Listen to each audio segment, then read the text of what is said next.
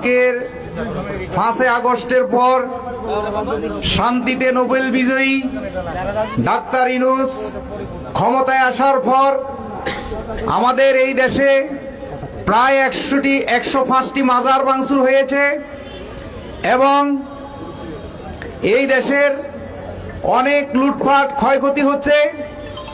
বিশেষ করে শান্তিতে নোবেল বিজয়ী এখন পর্যন্ত আমাদের মাজারগুলোর দিকে কোনো দৃষ্টি দেয় নাই।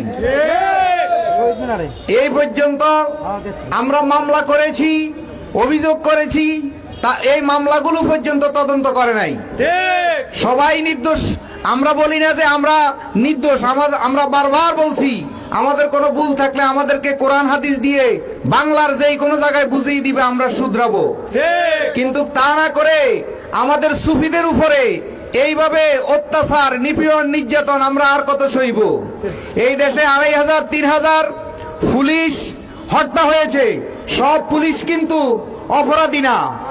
আমি একজন পুলিশের সন্তান হিসেবে, আমার আব্বা পুলিশ ছিল, আমি জানি। আমার আব্বা মারা গেছে, আমি জানি কত ব্যথা। যেই সন্তান, যে পুলিশ পরিবারের সন্তানগুলো আজকে বাবা হারা হয়েছে, তারা বুঝে তাদের বাবার কি প্রয়োজন ছিল।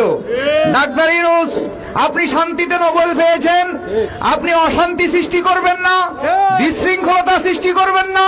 আপনার কাছে বিনয় অনুরোধ, প্রধান উপদেষ্টার যত আমলা আছেন, সরকারের যত বাহিনী আছেন, সকলের কাছে অনুরোধ, এই ছোট্ট একটি বাংলাদেশ আমরা সকলে শান্তিতে বাস করতে চাই।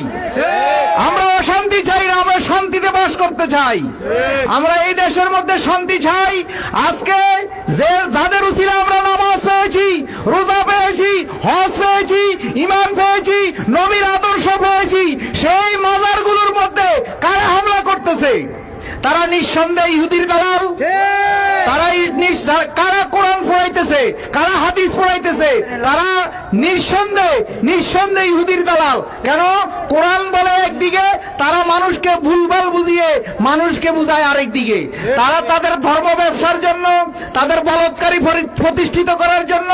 এবং এই দেশের মধ্যে আমরা সবাই গবেষণা করে দেখেছি, আমরা সুফিবাদের লোকেরা অনেক নিগুড় গবেষণা করে দেখেছি, তারা চাচ্ছে এই মাজারগুলা ধ্বংস করলে, সুফিবাদকে ধ্বংস করলে, তাহলে এই দেশে বলৎকারী প্রতিষ্ঠিত করতে পারবে। তারা এই দেশে ধর্ম ব্যবসা প্রতিষ্ঠিত করতে পারবে।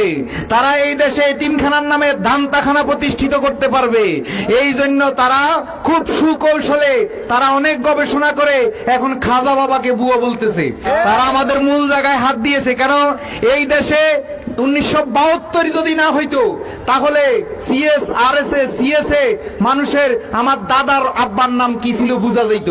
এখন 1972-এর পরে সংবিধান চেঞ্জ হওয়ার কারণে, এই দেশের দলিল সিএসআরএস বিএস চেঞ্জ হওয়ার কারণে আমাদের দাদা মোহর বাবারা যে শ্রী শ্রী ছিল সেটা নাই। সেই জন্য ওরা মনে করে যে এই দেশে 72-এর পরে সবাই মুসলমান না, আমাদের পূর্বপুরুষও হিন্দু ছিল। একমাত্র হিন্দেল ওলি খাজা বাবার উসিলায় এই দেশে 95 লক্ষ মুসলিম হয়েছে। সেই খাজা বাবাকে তারা আস্তে করে ধরছে। সেই মুস্তাকুন নবী, এদের দলিল কি? এদের পূর্বপুরুষের দলিল কি? আর সুফিবাদের দলিল কি? এই দেশ সৃষ্টি না হওয়ার আগে আমাদের এই দেশে মাজার এসেছে, ওলি আল্লাহ এসেছে। এই দেশে ইসলাম কোন সাহাবা, কোন নবী করিম রা এসে নাই। এই দেশে ইসলামে আনছে ওলি আল্লাহরা। তাই আমি বলবো, প্রিয় দেশবাসী, আমাদের এখনই সময় ঘুরে দাঁড়ানোর, না হলে তারা আমাদের অস্তিত্ব রাখবে না। তারা যতগুলো মাজার ভাঙছে সবগুলো একই ক্যাটাগরিতে। সকাল ভোরে ফজরের নামাজের আগে তারা গুপ্ত হামলা করেছে। তারা আবার এমন কৌশল করে, মাইকে বলে যে একটা কিছু ধরা যাবে না, একটা কিছু ছোঁয়া যাবে না। উপদেষ্টা, গত 2 দিন আগে আপনি একটি ইনভেস্টমেন্ট সেমিনার করেছেন। সেই দিনেই আমাদের এই দেশের বাটা কোম্পানির, বিভিন্ন কোম্পানির লুটপাট হয়েছে। এই আল্লাহর ওলিদের মাজার ভাঙছে, কিছু বলেন নাই। এখন আপনি বিশ্ব থেকে বড় বড় বিজনেসম্যানদেরকে আছেন, আনার পরে দেখছেন ওলি আল্লাহরা দেখাই দিচ্ছে যে এই দেশে বিজনেসম্যানরা আনলে অপরাধীকে সাজা দেওয়া হোক, অন্যায়কে অন্যায় বলুন, আমাদের কোনো আপত্তি নাই। কিন্তু আর যেন একটা মাজার যেন ভাঙচুর না হয়, আমরা তীব্র প্রতিবাদ জানাই। বাংলাদেশ জাতীয় সুফি জাগরণ পরিষদের পক্ষ থেকে